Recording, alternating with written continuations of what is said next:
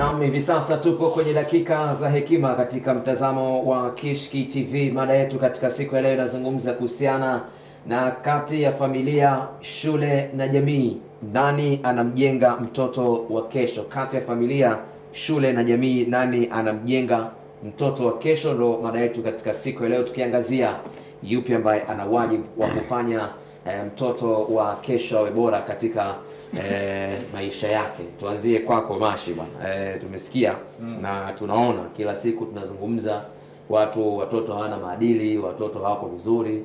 Sasa familia au jamii ama shuleni ndio wanatakiwa waweze kumjenga mtoto. Kwa mifumo mitatu ambayo umeitaja na kwa namna ambavyo tunahitaji kuwapata watoto bora wa kesho, hiyo mifumo mitatu yote ndio inamjenga mtoto wa kesho.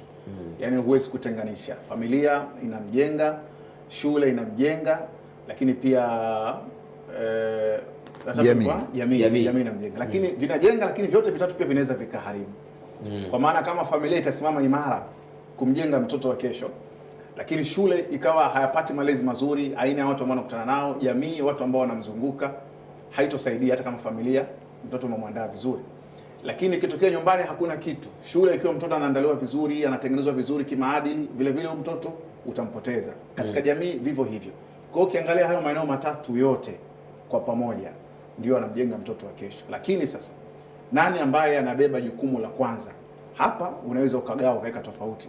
Vyovyote iwavyo, jukumu la kwanza la kumlea mtoto wa kesho linaanza nyumbani. Na hii wataalamu wa saikolojia wanasema hivyo, na katika dini pia inakubali hivyo, kwamba mtoto anaanza kujengwa nyumbani kwake, kwao, kwa wazazi wake, baba na mama. Unamjenga kwa namna mbili. Unaweza ukamjenga kwa kumfundisha, kumwambia, kwa maana kwa kutegemea sikio lake, lakini unaweza ukamjenga mtoto kwa kutumia macho yake, kwa vile ambavyo anawaona nini wazazi wake. Kuna wakati unaweza kawa haumfundishi mtoto, lakini vile ambavyo anakuona wewe baba mtu, anakuona mama mtu, tayari mtoto anaanza kusoma tabia. Na wanasema watu wa saikolojia, kuanzia miaka miwili ya mtoto, mitatu, minne, sita, mtoto anakuwa hana tabia. Pale anatafuta tabia ambayo ataanza kuishi nayo katika maisha yake baadaye. Kwa kile kipindi ambacho mtoto anatafuta tabia, ndio kipindi muhimu sana kuyatazama hayo maeneo matatu, kwa maana nyumbani, kwa maana familia, shule na jamii. Katika wataalamu wa saikolojia wanasema albaitu huwa madrasatul uli, nyumbani siku zote ndio chuo cha mwanzo. Kwa hiyo kama baba na mama wao wanataka kumjenga mtoto mzuri wa kesho katika maadili yaliyokuwa mazuri, lakini wao wenyewe maadili hayo ambao wanataka kwa mtoto hawana, watakuwa wanafeli.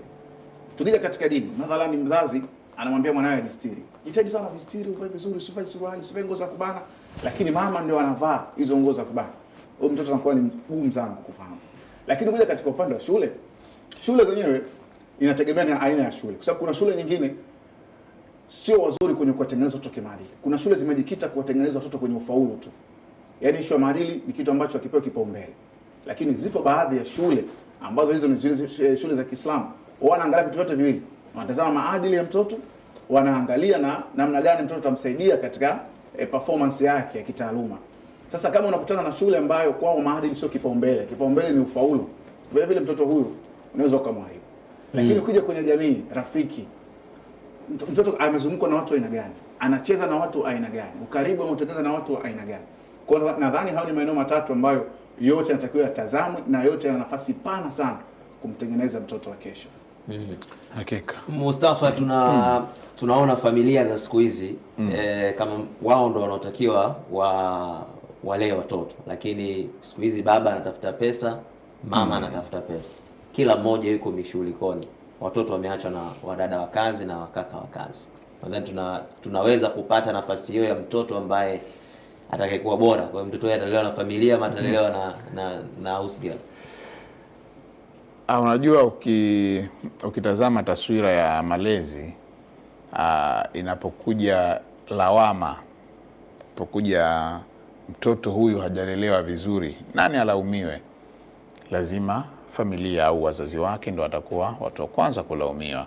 Licha ya kuwa amepita katika mikono mingi, labda amepita shule, amepita wapi, lakini lawama za kwanza zitarudi kwa wazazi. Na mimi katika kitu ambacho sitamani, wanasipendi kukisikia, ni mzazi au mlezi kusema kuwa huyu mtoto amenishinda kunilea. Waswahili wana msemo wao mmoja, wanasema samaki mkunje angali mbichi. Mtoto anatengenezwa akiwa katika umri mdogo sana, katika umri ambao hawezi hata kuongea. Anaona na kuadapti maisha ya pale nyumbani, anaadapti kwa kuona na kuyafanya yale matendo ambayo yanatokea pale nyumbani. Masha amezungumza hapa kuwa kuna maisha ambayo mtoto anaangalia nini ambacho nyinyi wazazi mnafanya na yeye anakitekeleza. Kwa katika umri ambao mtoto hawezi hata kujieleza, hawezi hata kusema mimi nataka kwenda msalani au nataka kufanya hiki, lakini lifestyle ya nyumbani, kwa sababu najua kila familia ina lifestyle yake ambayo wanaishi. Kwa hiyo ile lifestyle ambayo nyinyi mnaishi pale ndani ndio taswira ya mtoto. Mtoto akikuona unamkataza kufanya jambo fulani, kwa sababu kuna familia unaweza kukuta labda mtoto anafanya kitu fulani, sema huyu mtoto muache, usimkataze, muache, ni mtoto, ajue afanyalo. Lakini yule mtoto akona hichi sijakatazwa, anajua hii ni kufanya ni sahihi. Maana hata kesho ukimkataza atalia sana yule mtoto na ataona wewe unamdhulumu, unamuonea. Lakini ukimkataza akiwa mdogo, acha, usifanye hivi, usifanye hivi, anajua hata akishika atakuwa anashika kiwiziwizi na kuangalia kiuogaoga, anajua kitu hakifai kukifanya. Lakini wazazi wanakosea malezi kutokea pale chini. Ndio ambao wana jukumu la kwanza kabisa kuweza kumlea mtoto katika malezi yale ya malezi ya kibinadamu, manake malezi ya kimwili, lakini pia hata malezi ya kiroho ambayo ni malezi ya kiimani. Ni malezi ambayo yanatakiwa yaanzie nyumbani pale. Mtoto anatakiwa umfundishe namna gani ya kuweza kumjua Mola wake, namna gani ya kuweza kuishi kwa namna ambavyo nyinyi wazazi wake mnataka yeye aishi. Lakini upande mwingine tukitoka kwa wazazi ambayo ni jamii nyingine, sasa shule ambako ni sekta ya elimu, wale jukumu lao kubwa ni kumjenga mtoto katika uelewa wa elimu.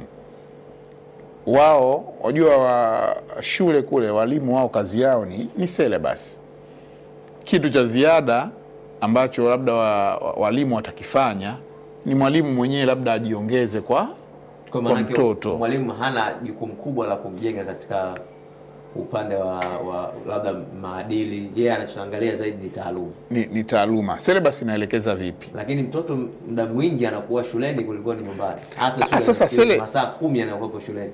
Syllabus za sasa hivi zinamfundisha mtoto kufanya kila kitu. Namfundisha mtoto kufanya kila kitu.